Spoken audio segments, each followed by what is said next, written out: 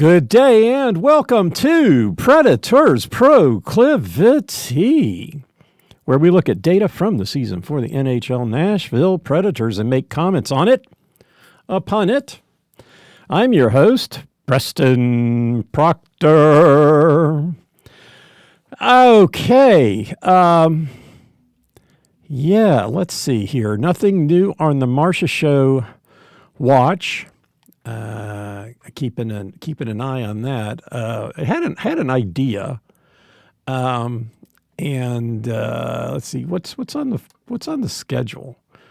Let's see, Ottawa, Buffalo, Vegas. So my idea was, we were playing Washington the other night, and I thought, well, I think I had heard something about Washington potentially, being part of the trade mix for Marcia Show, and I'm like, well, if we're playing Washington.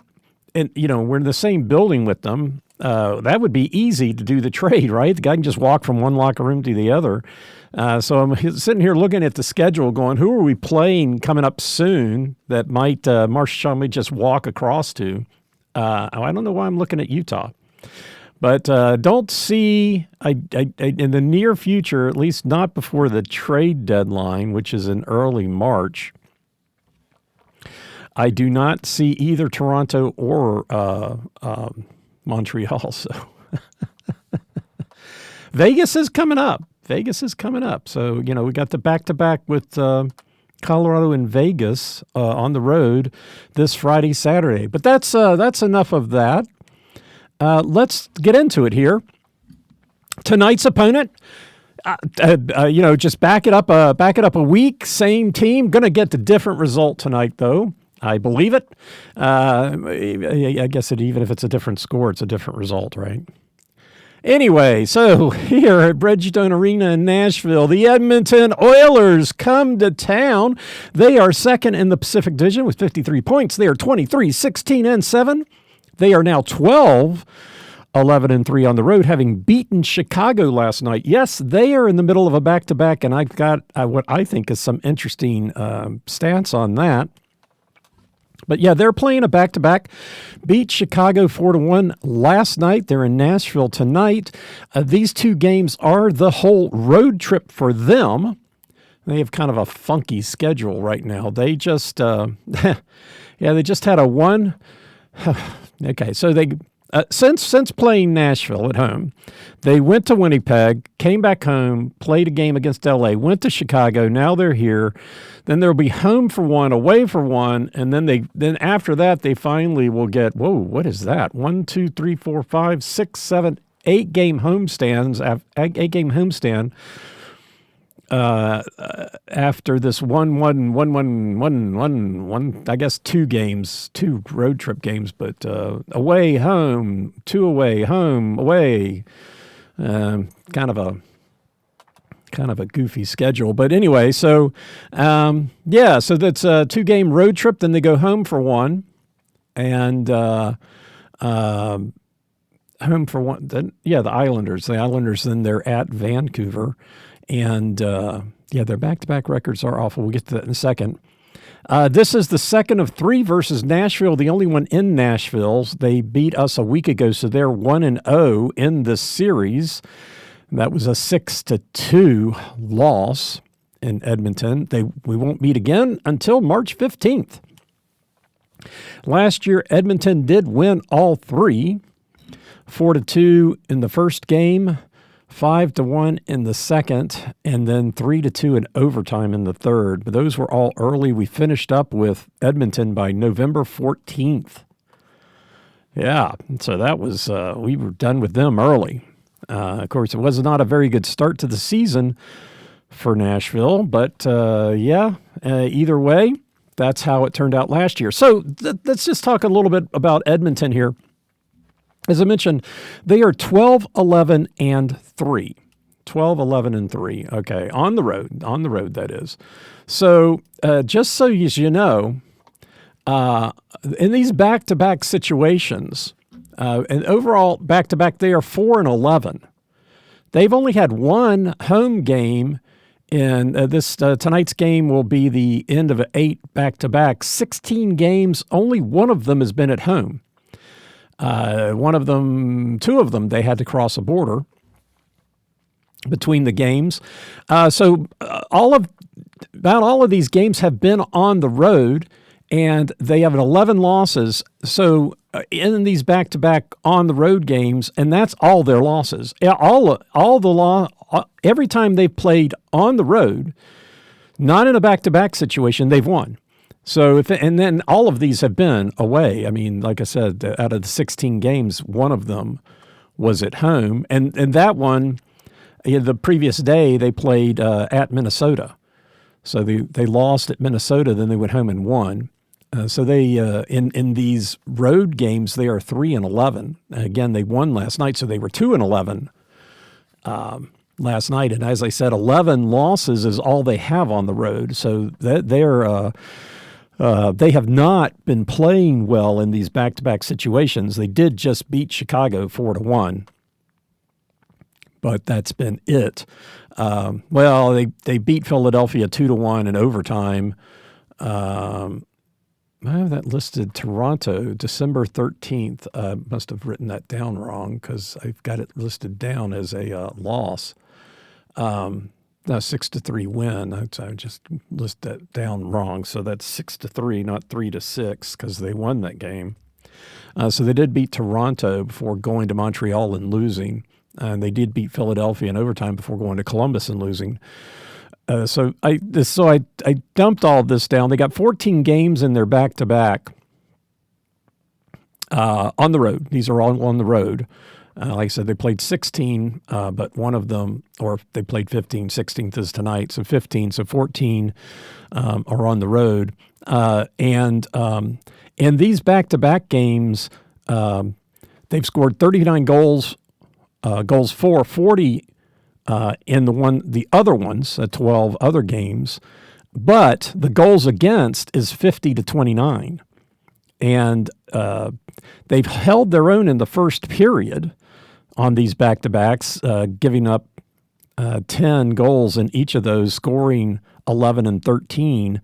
But the second period has been brutal, 19-11. So they score 11 and giving up 19. In the games that are not part of back-to-backs, they're scoring 13, giving up 11. So there's an 8 actually. So there's an 11 goal differential in the second period of these back-to-back games. Granted that there is 2 more games in the and I did do this by per game. So if we want to talk per game, in the games that they are playing in back-to-back situations, in the second period they're giving up 1.4 goals and only scoring 0.7. So it's a 2-1. So the opponents in the second period in these back-to-back away games are scoring twice as much as Edmonton, and then the third period 0.9 to 1.4, so half a goal more for the opposition in the back-to-back road games, as opposed to the other ones. Now, as far as goals for, they are scoring. The opposition is scoring more goals in the second and third period. That's not the case in the games where they are not in a back-to-back situation. They are outscoring the opposition in every period, but when it comes to these back-to-back situations, I guess they're outscoring them in the first, but not the second or third. And I did look at this, but now that I'm talking about the game, Edmonton scored one. That's probably an empty net. Oh, yep. Oh, right. They did get an empty net goal against Chicago last night, but that was the third goal. And then they got another goal 8 seconds later. And so they got a goal in the first, a goal early in the second. Chicago got a goal in the third, but then Edmonton came back and got an empty net and another goal after that. It's notable that Edmonton's back-to-back record is so bad.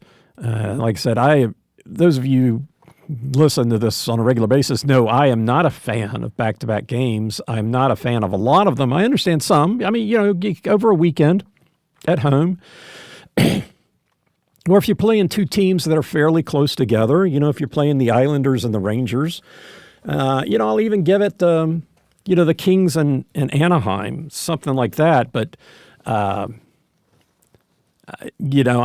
of these back-to-backs are just kind of ridiculous. Washington, Tampa Bay, and then the timing of the games can matter too. Sometimes it seems like the first game is later than the second game, and so first of all you've got to play late and then travel, and you've got an early start. So I don't really like. I really don't like the way the schedule is coming out, for Nashville is what we're 7-7 in these back-to-back games, which is probably representative of how we're playing anyway. I think if you're playing well, like if you were Colorado had four back-to-backs early in the season, and they were 5-3 in those, so they did lose. They've lost the first two.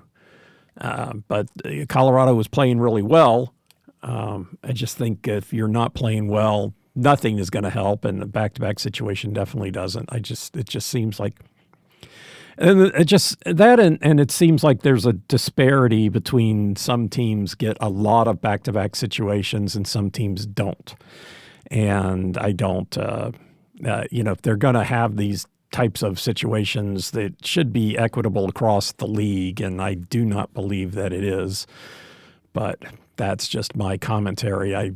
All I do is look at Nashville's, and then when Nashville plays a team and the team is in a back-to-back situation, I go back and I do the research, which is why I was back here looking at Edmonton. And it just struck me, loss. I mean, here they are second in the Pacific Division, and they're 4-11 in these back-to-back situations. If they didn't have the back-to-back situations, they would be better off. And I'm not I am not a Connor McDavid fan. I don't like the way that the NHL pushes him. I don't like the way they had their thumb on the scale 2 years ago when Edmonton was in the playoffs. It was obvious and disgusting. They had their finger on the thumb the first year Vegas was into. I don't appreciate that. I think if it's their business. But if you're going to explicitly do things differently to bias to other teams, you're just going to bring the whole thing into question. So I don't like that at all. I can't say I would even like it if they were doing it in favor of my team. But I've never been in that circumstance. I've always been pulling for Western Conference teams, and except for Edmonton. Well, that's not true. The NHL loved when Roy was in goaltender for Colorado. I couldn't get enough of him either. Funny, if talking about Colorado and Roy, if you go back to last summer, was it last summer? Summer before last, I did a history of the NHL, and I did an analysis of the previous 30 seasons, not 30 years, because the last 30 seasons took 31 years because there was one year that there wasn't a season because of a lockout, and analyzed see if there was a bias in awarding the trophies at the end of the year. And another one of those things that I said, okay, fine, put up or shut up, look at the data and see if it's there. And it was absolutely there. And I think I can say that like Roy played in Montreal, won the Vezina Trophy twice, went to Colorado, won a Stanley Cup, probably put up better numbers and didn't win it. When, if he'd had those same numbers still playing for Montreal, he would have gotten the Vezina again, but didn't because Western Conference teams just don't seem to get the Vezina. Now, Hellebuck and Winnipeg won it the last 2 years, but in the 30 years I looked at, the Western Conference They won the Stanley Cup 12 out of 30 years. They got the Vezina Trophy 5 times. 5 times. And anyway, I guess I've gone on. I think I've gone on too long here. But again, even as far as that goes, like the awards. So Connor McDavid won the Conn Smythe Trophy 2 years ago, losing to the Panthers in the Stanley Cup. It's the first time a non-goaltender has ever won for the losing team has won the Conn Smythe Trophy. It's the only time in history. I think 3 goaltenders had won it before, but first time a skater won the Conn Smythe Trophy, and I'm like, it's just so frickin' obvious. Anyway, that's my Edmonton rant, but but again, I mean, I gotta complain about this back-to-back, and I think Edmonton's gotta, just say play better, but their schedule, the schedule wasn't really very good for them. I mean, their first back-to-back was games 5 and 6, and then 9 and 10, and then 14 and 15, and 18 and 19. They only had a couple of games between these back-to-backs. Finally, when you get to the middle of December, there was 9 days, or 9 games, but then they're back to 3. So, there's just, and then here we are again. So I think Edmonton, who are you going to complain to? But but anyway, yeah.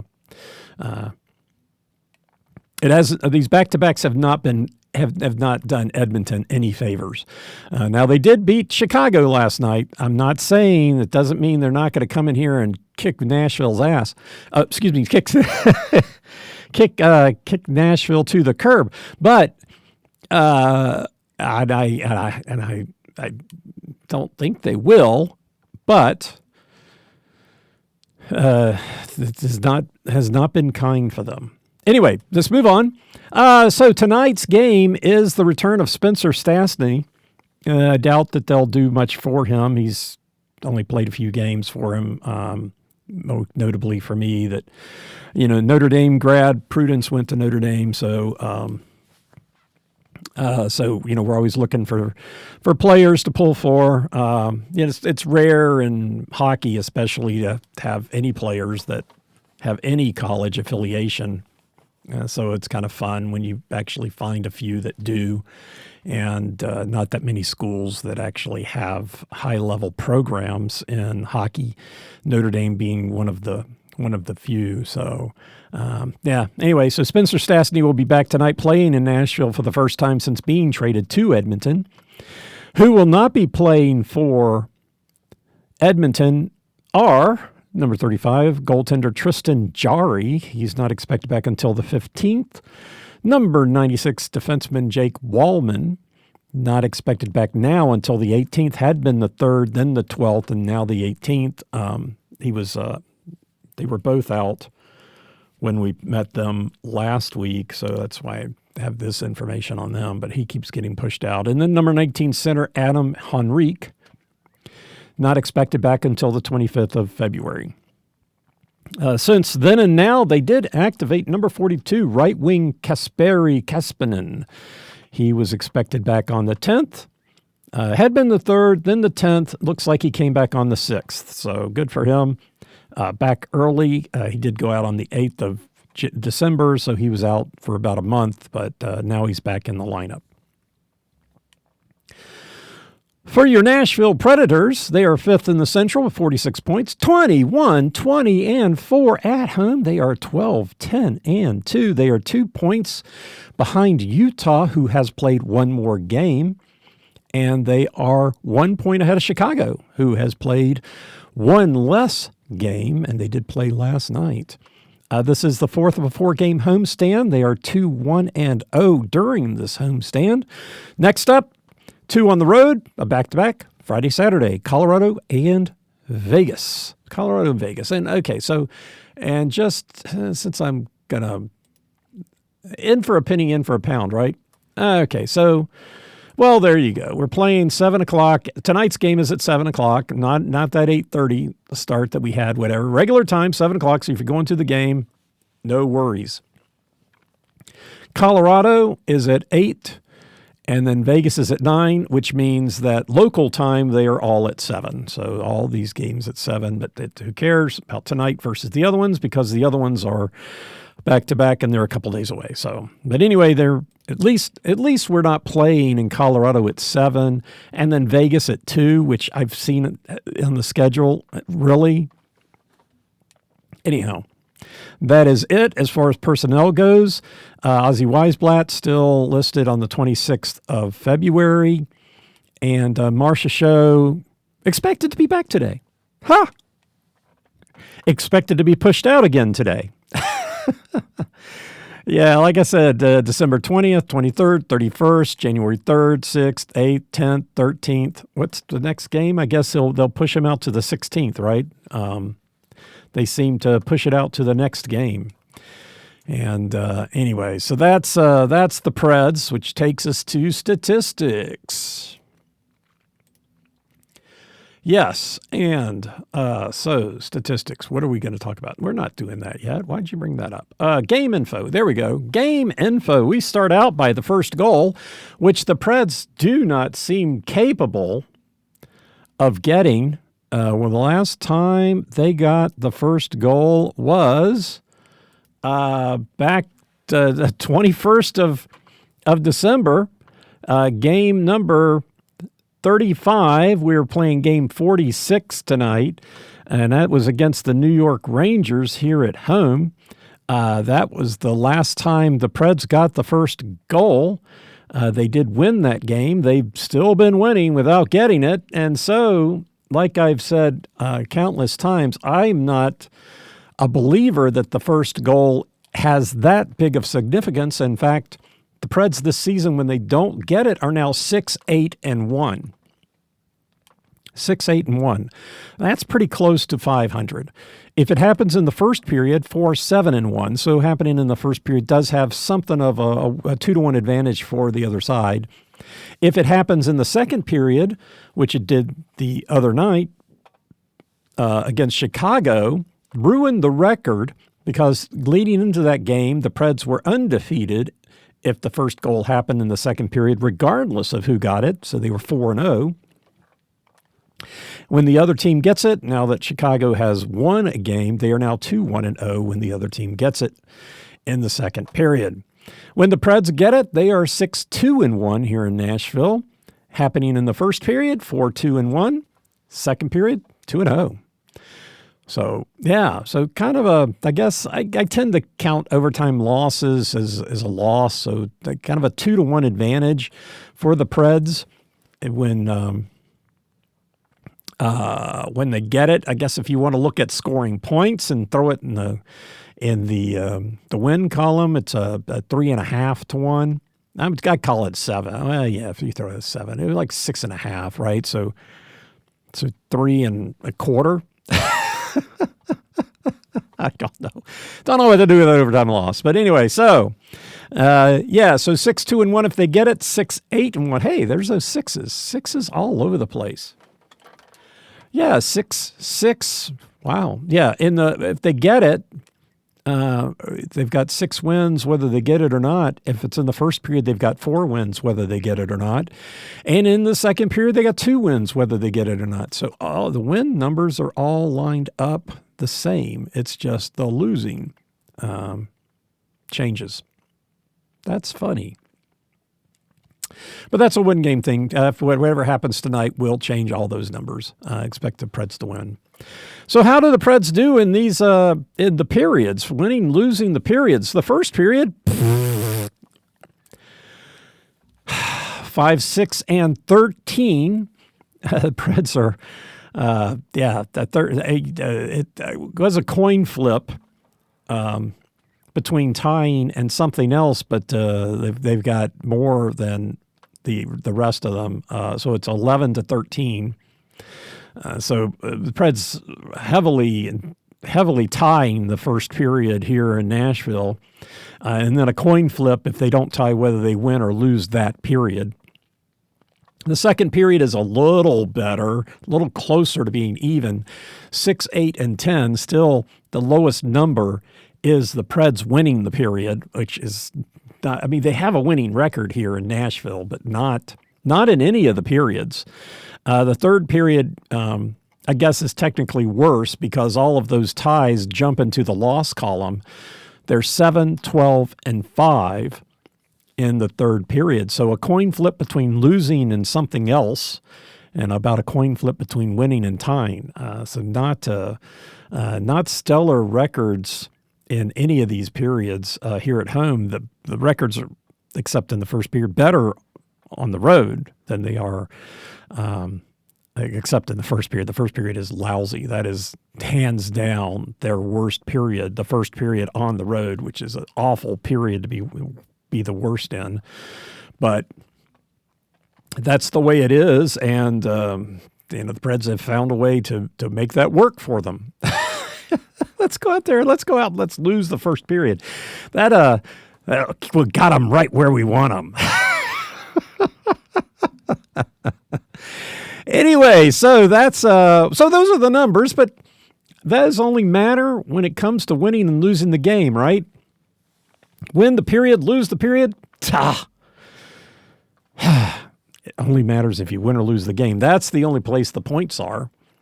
So, how does that work out? In the first period, the Preds have won the first period 5 times. They are 3-2 in those games, so at least that's a winning record. 6 times they've lost. 1-5 in those, and in the abundance of ties in the first period, they're 8-5. So actually, they did tie the first period against Chicago and wound up losing that game. So that there was it was 2-1 advantage for the Preds tying in the first period, but that loss the other night kind of ruined that number. Moving to the second period. 6 times, again, they've won the second period. They're 4-2. That's a little better. 4-2 in those games. The 8 times they have lost the second period, 1-7. So at least there's that one win carrying through. And then tying the second period, which they did not do against Chicago, they are 7-3. So 2-1 advantage. So tying the second. Again, a good advantage. I think that for the longest time I was pulling for tying the first and tying the second here in Nashville. I guess you can see why. The third period, 7 times the Preds have won the third period, and they are 6-1 in those games. 12 times they have lost, 1-11. Not good, but there's one win. And then tying the third period, 5-0. 5-0. Now, that's including empty nets. So if we take out the empty nets, the Preds have tied the third period 6 times, 5-1, lost it 9 times, 2-7, and tied it 9 times, 5-4. That's just indicating their play when the goaltender is in net. The combinatorics of win, losing, and tying the first and second. The biggest number, again, still is tying the first, tying the second. 6 times for an undefeated record. That's just amazing. 4 times they've tied the first and lost the second, which is what happened the other night. Those 4 times, the Preds are 1-2-1. Other scenarios that have happened 3 times. So that was 4. There are 2 scenarios that have happened 3 times. I didn't introduce that very well. Tying the first, winning the second, 1-1-1. And losing the first, tying the second 3 times, 0-3-0. The losing the second period, the other scenarios, so that when they tie it 4 times, 1-2-1, if they win or lose the first period, tie the second, both of those scenarios have happened twice with the same record, 0-2-0. Losing the second period is a really bad deal for the Preds. They did lose it against Chicago, and they did lose that game. Tying the second period is a little better. When they win the first, it was only happened once that they've won the first and tied the second, and they're 1-0-0. So that's funny. If they win or tie the first and then tie the second, they haven't been beaten. And if they lose the first, tie the second, they haven't won. And another scenario that's happened twice, winning the first, winning the second. Of course, if you win 2 periods, you win the game. Lose 2 periods, you lose the game. And then losing the first, winning the second has only happened once, and that was a win. So I guess, again, I have to pull for tying the first and tying the second. Of course, if they tie the first, and they don't tie the second, well, that would have happened 7 times. They're 2-3 and 2. So it's not. There's just no. Well, if they lose the first, it's not. The scenarios are not very good. Even, I mean, if they win the second, that, 1-0. I guess, you want to win. I mean, yes, they win the first, lose the second, they're 0-2. Win the second, they're 2-0. Tie the second, they're 1-0. So I guess that scenario is at least 3-2-0. So I don't know. I know it's a tough one. So let's get off that and talk about goals. Goal scoring, yes. So the winning goal, when was the winning goal? I guess was in the second period the other night. Here in Nashville, though, mainly the winning goal is being scored in the third period, 38% of the time, 9 times. Next up is the second period with 6, so that's 25%, and then 3 for everything else.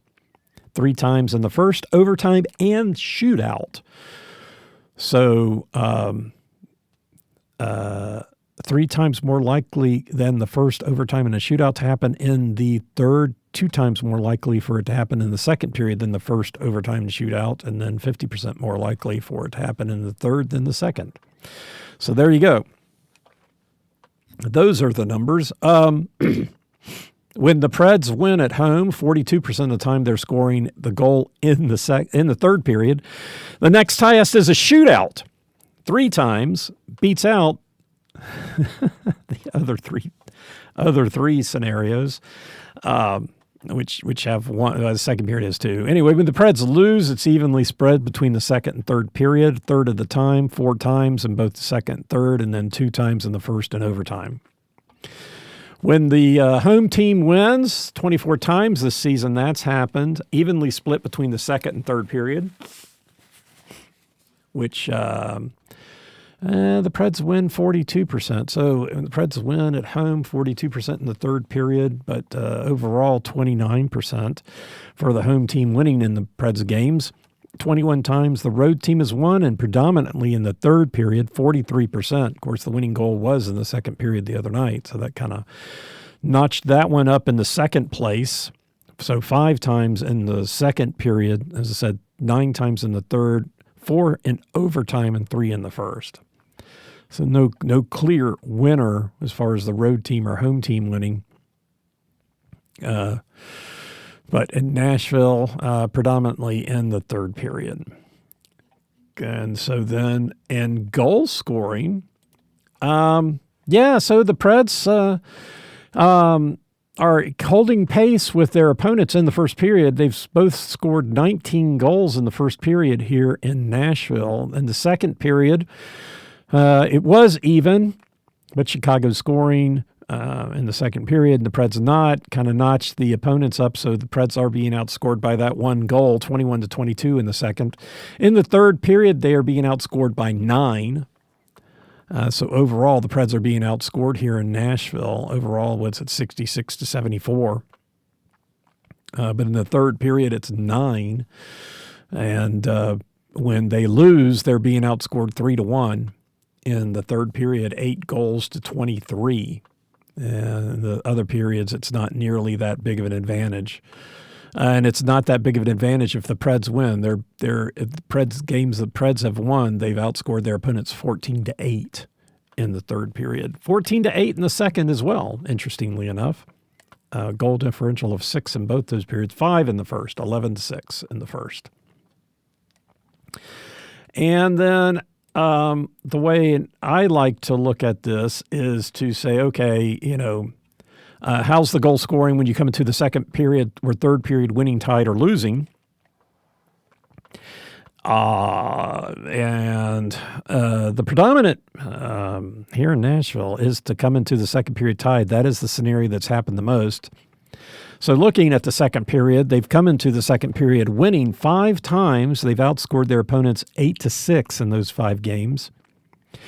In the second period, coming into the second period tied, has happened 13 times, and they've been outscored 10-12 in those times. So they come into the period tied, and they've been outscored by 2 in 13 games. And then when they come into the second period losing, which has happened 6 times, they've been outscored 3-4. And then the third period, when they come into the third period winning, which is 6 times, they've been outscored 5-8. Unfortunately, 2 of those goals for the Preds are empty net goals, so they're actually being outscored 8-3, 3-8 in the third period when they're winning. When they come into the third period tied, those 8 times, 9-5. The Preds have outscored the opponents 9-5, 2 of those being empty netters, so they're still outscoring the opponents 7-5 when they come into the third period tied. And coming to the third period losing, the scenario that's happened the second most times, 10. Come into the third period losing, the Preds have been outscored 8-18. 8-18. And they come into the third period losing here in Nashville. 7 of those are empty net goals, so it's not nearly as bad as when the goaltender's in, 8-11, but still being outscored in the third period when they're losing already. You can tell how I feel about that. So I think I think we've covered that, and so now we move to the matchups. Okay, so matchups. So how do the Preds and the Edmonton Oilers match up when the Preds are at home and the Oilers are on the road? And let's see. So the Preds are on the road. Preds are home. Come on now. Preds are home, and I think I actually did give when I did the special teams, I think I screwed up the other night. The other podcast, and was giving numbers with regards to the road stats for when I track the special teams. I think I read the wrong column. We'll try not to do that today. Okay, so the Preds are home. Edmonton is on the road. They played 26 games on the road. The Preds have played 24 games at home. Edmonton has played more games, as many games as anybody on the road. 3 teams have played as many games as they have, and 28 are below. So obviously their statistics just by raw numbers could necessarily be higher than anybody else just because they played more games than anybody else. For the Preds, having played 24 games at home, that's pretty good too. Only 4 teams have played more games at home. 8 have played the same, and 19 below. So that's why I decided to start pulling this up and going through things on a per, I'm going to need to see that table, on a per game basis. So let's get into it then. On the goals for, we'll talk about Edmonton. Goals for on the road, they're 9th in the league per game, scoring 3.04 goals. The average for a road team is 3. So just slightly above average, but 9th in the league. And the 15th. I got to read the right column. 15th in the league, just above average. That makes more sense. They are 9th in the first period, 0.92 with a league average of 0.85. But then they dropped to 20th in the second, 0.88, league average 0.96. And then drop even... well, I guess they don't. I guess they rise up slightly. They rise up to 16th, scoring 1.12 goals a game in the third period, and averages 1.1. So they are right at league average. They did get 2 the other night, so that had to help. But yeah, they're. I guess as far as compared to they are scoring more goals in the third period, right? I mean, they might be empty net goals. I'm not sure. So, yeah, they're scoring Why did I do that? I shouldn't. That can't be right. I have to have that. That's got to be wrong. That's got to be wrong. Anyway, worry about that later. That's not the right. This can't be right. I'll have to take a look at that later. But that's not the numbers I should be looking at anyway. Yeah.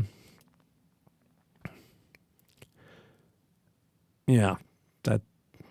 Okay. Anyway, but looking at the raw numbers, they scored 24 goals in the first, 23 in the second, and 29 in the third. So fairly equitable. A few more, probably some empty nets, whatever empty net goals they have. So they are the numbers as far as their ranking gets skewed or gets affected because league averages to score more goals from period to period, and overall. And the Edmonton doesn't exactly do that as they tick slightly up. Just for example, they are considered fifth in the league in goals for total with 79. But as I said, they played more. So when you look at the league average, they dropped to 15th because they played more games than anybody else, right? So that's why I like to look at the per game issues, per game stuff. As far as so that's their goals for. So right about 3. They got 4 the other night, or last night against Chicago. Goals against, they're 18th in the league, 3.04. So they're scoring 3.04 goals per game, and they're giving up 3.04 goals a game on the road. That's funny. That's funny. 79. Yep, 79. What do you know? Okay. Well, this will be interesting then. Not in the first period. They are 24th in league, 0.77 goals against, league average 0.91. So pretty stingy in the first. A little bit less stingy in the second, giving it 1.04 goals against in the second with a league average of 1.08. And in the third, they go up to 9th, giving up 1.15 goals a game, with the league average being 1.06. Chicago did get a goal in the third period the other night, last night. So that fairly consistent. Just looking at the raw numbers, they've given up 79 goals, 20 in the first, 27 in the second, and 30 in the third. So, right about league average in the second, but a little bit higher in the third. Okay, so that's Edmonton. Fairly equitable scoring across all 3 periods as far as them scoring. As far as giving up goals, they give up goals a little bit more as they get deeper into the game here on the road. For the Preds are 24th, and they play 24 games. They're 24th in the league. They are 30th in the league and being in goals scoring, 2.63 overall, with the league average 3.22. So they're more than half a goal behind the rest of the league. The first period scoring 0.79 goals for, with league average being 0.98. So about 0.2 below league average. It doesn't improve, or it goes, I guess they drop more in the second period. Goal scoring goes up, but they're 29th in the league and scoring goals at home in the second period, 0.88 with a league average of 1.09. Again, about 0.2 below league average. And then in the third period, it's just the same, 25th in the league, 0.92 goals for, and league average again, 1.09. Yeah, the home teams here back to about equal as far as goal scoring in the second and third overall, 783 goals in the second period this season for home teams, 785 in the third.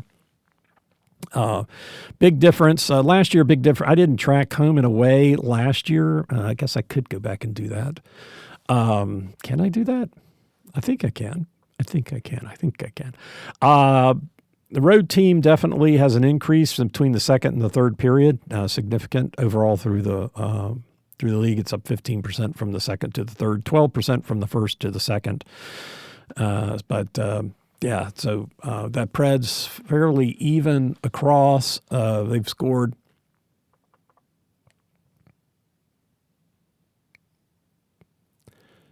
these numbers are not right, but I don't need these numbers. But I should figure out why they're wrong. Anyway, so the Preds have scored 60.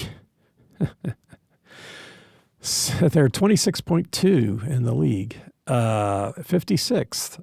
There's only 32 teams. I got to go check that. I haven't seen that. That's just suddenly gotten screwy. I got a suspicion here. Anyway, so the Preds have scored 63 goals total. Is that right? 63 goals here at home.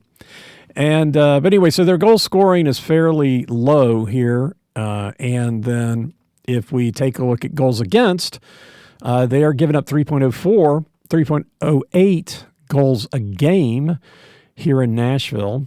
And but not in the first period. They're 21st in the league, 0.79 with a league average of 0.85. So they're giving up less than average goals in the first period. In the second period, they're giving up 0.92, league average being 0.94. And then the third period, 1.29, league average 1.07. So both teams tonight are in the Preds being home, the Oilers being away, do have a propensity to give up more goals in the third, not score more. Both teams are fairly even scoring across the board.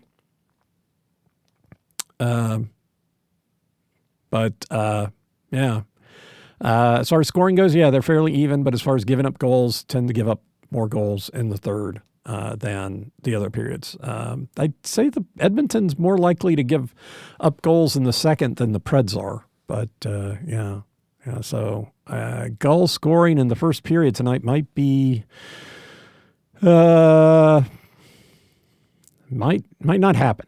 I hate making predictions like that, but that is kind of how it goes.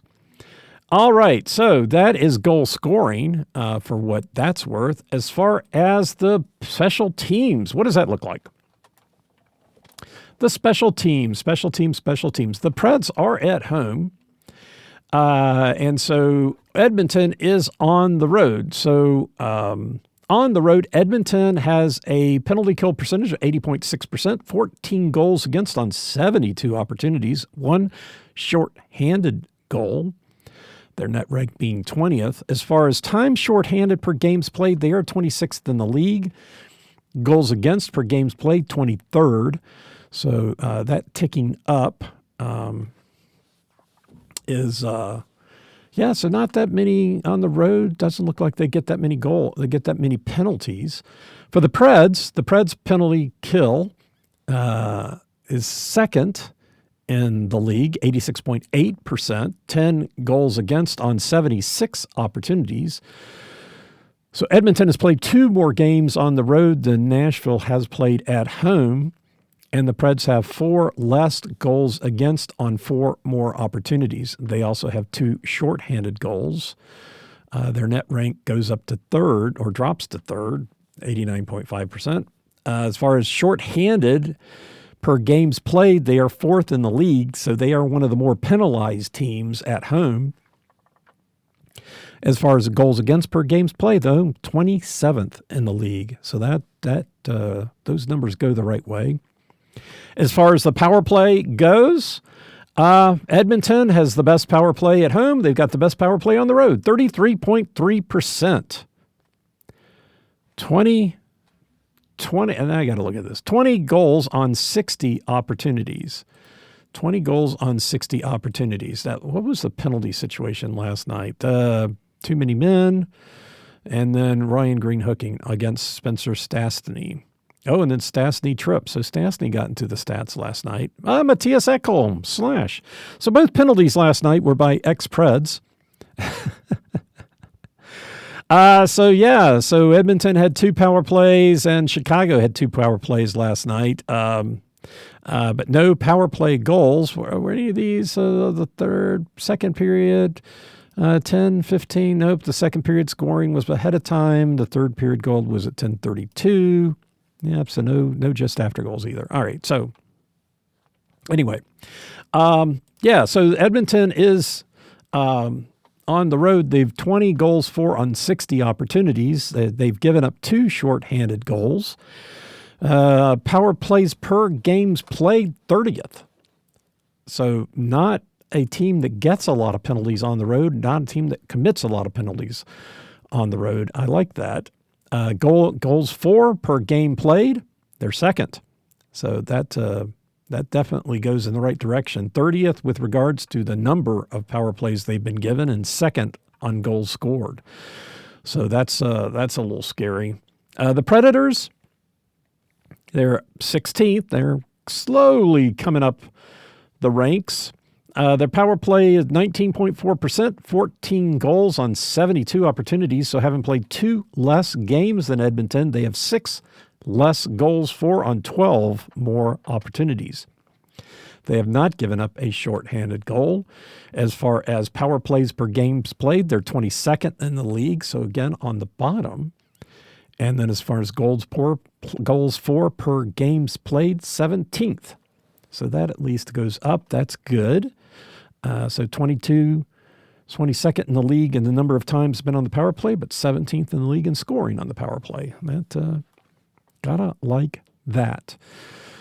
So anyway, just so it looks like the Preds take penalties here in Nashville, don't get so many, and it doesn't look like Edmonton goes either way. So that could just cancel out to be a fairly straight up, fairly clean game, which would be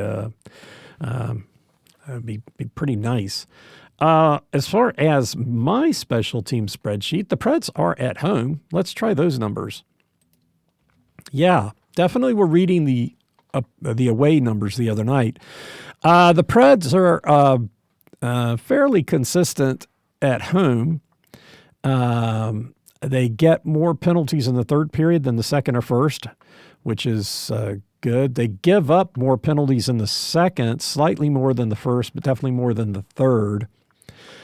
And the Preds, 20% in the first period, 12 in the second, 24 in the third, which is good. The 12% not so good. The opponents only 7% last year. Last year it took most of the season before anybody scored a power play goal against the Preds in the first period. That was kind of remarkable, especially given how bad their season was last year. This year they've only given up 2 power play goals on 30 opportunities in the first, 3 in the second on 32 opportunities. So that's 7 and 9% for the opponents. Unfortunately, the third period, they don't get as many, but they get as many goals as in the other 2 periods combined. So they've gotten 5 goals on 20 opportunities, which means they're 25% in the third period. So the Preds definitely better at scoring. They've scored 14 goals against on 75 opportunities to the opposition's 10 on 82. So they are definitely better on the power play than their opponents here in Nashville. A lot more effective. So that part is good. And with that, that's the special teams. We head to players to watch.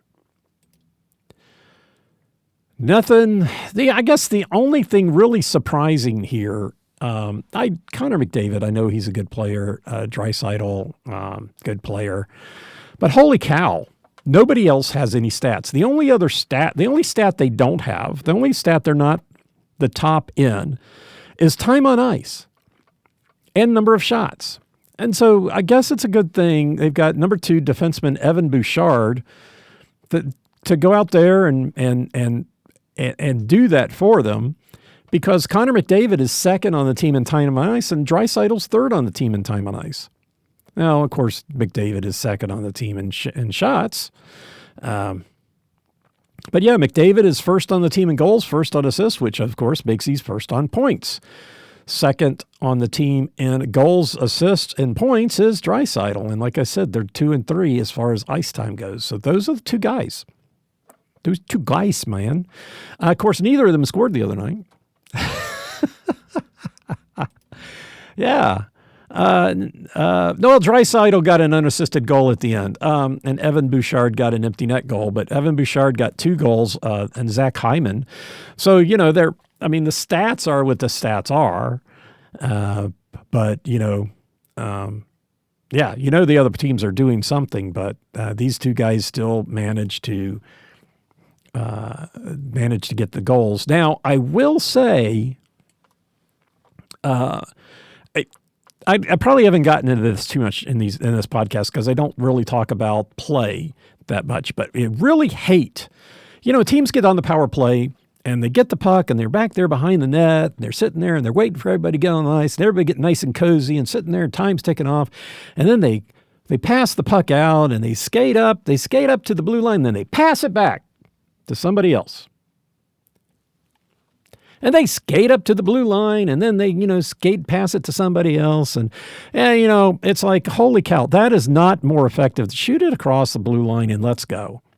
Oh my gosh, so much time wasted. And especially for the Preds against Edmonton the other night, because guess what? Edmonton knew what they were going to do. They knew they were going to pass. As soon as the puck came across the blue line, Edmonton interrupted it, sent it the other way. They had so much trouble entering the zone in this stupid 2 men back. They started, I don't know how many years ago, they one guy back coming up, and then he's passing him, and that way they get to enter the zone with speed. Well, I gotta love the way Edmonton did their power play. When McDavid scored his goal, Edmonton just takes the puck across the blue line. And then, McDavid was back in the other zone, and the other guys bring the puck in. McDavid came flying up the left side. They passed it to him. He slid right by the goaltender and shot it in the net. Woo! None of this, let's waste our time. Let's see if we can fool them on how we're going to bring the puck across the blue line. No, shoot it in there. Get in there and go after it. Dump and hope is what we call it. But holy cow, that's better than this 2-man backstop. It started out, I don't know how long they've been doing this, 10, 11, 12 years. It started out with 1 guy. And then I saw Dallas decided to go with 2, and everybody's like, they've got 2 guys coming up back. 2 guys coming up. Ooh, the mystery. Are they going to pass it to one of these guys? Which one are they going to pass it to? Ooh, the mystery. Well, you're passing it back when the guy's halfway across that. You plenty of time to react. You're not shocking. You're not surprising anybody. It's like, oh my gosh, why do we have to do this time and time again? And then when they don't do that and they take it across, they can actually get it in the zone and do something with it. The idea was that somebody comes across with speed, but the only guy with speed is the guy with the puck, and he's got to pass it because the people are going to get in his way. Don't do it. I just have to give it to Edmonton and doing things differently because that would just, this passing it back stuff, it's got to end. It's just a big waste of time, a big frickin' waste of time. Anyway. So that's Edmonton on the road. The one guy who has a shooting percentage over 20%, Quinn Hudson, they had called him up. They'd recalled him on the 2nd, and then they reassigned him on the 5th. He's played 3 games, 1 shot in 3 games, 33%, but he's unplayed. They did give him a 2-year contract. That is the latest transactional news for Edmonton, that Quinn Hudson got a 2-year contract, still $875 a year, so it's not like he got a bump, but he's got another 2 years with Edmonton. That's their big transaction. For Nashville, a lot of different names, but I do go to 3 places. Got to go to 3 places because of Mr. Ryan O'Reilly. This Mr. Stats for the Preds, number 90 center Ryan O'Reilly, 3rd on the team in goals, 1st in assists, 2nd in points, 3rd in ice time. I didn't know he popped up to 3rd. Normally he's 4th, but he's jumped ahead of another defenseman. So he's 3rd on ice time, 30-10. First in goal scoring for the Preds is number 9 left wing Philip Forsberg. And he was also 1st on the team in points with 20 and shots with 78. Number 91 center Steven Stamkos solidly in the stats now, having decided that it's okay to score goals. He's waiting for everybody else, trying to, spread it around, take the shots, let other people score. They weren't doing it, so by Jove, going to take it on his mantle. He's second on the team now here in Nashville with 10 goals and third on the team in shots with 59. Other stats, first on the team in assists, number 77, right wing Luke Evangelista, who is third on the team in points with 16, second on the team in shots with 61. Mr. D-Man, 59, captain Roman Josi, first on the team in ice time, 22-37, third on the team in assists with 10. And Reed Schaefer now has taken too many shots without scoring, so he's dropped off our watch list as far as shooting percentage goes. But hey, Mr. Cole Smith, 36, right wing, back up to 20%. 20%, 4 goals on 20 shots. So momentum. Edmonton, 12, 11, and 3. Hey, mostly, I hate to say this, mostly been alternating like 2 wins, 1 loss. 2 wins, 1 loss. They did just have 2 losses in a row to kind of screw up that whole thing right around December. December 31st and January 3rd, they lost at home in 2 games, Boston and Philadelphia. But otherwise, it's generally been 2 wins and a loss since December 4th. So that's pretty good for them. They did get, they lost in a shootout here on Saturday, their one home game, and then they beat Chicago 4-1 in the first game of a back-to-back. Again, the back-to-back records are not good. But it is what it is. So they did win their last game. They are 5-4-1 in their last 10. Their last road trip was just a 1-game loss or 1-game win to Washington, a 3-2 shootout. And now they're 7-5-1 against the Central. For Nashville, they're 12-10-2 here at Bridgestone Arena. They did win their last game. They have been kind of in the alternating wins and losses scheme for the last 6 games.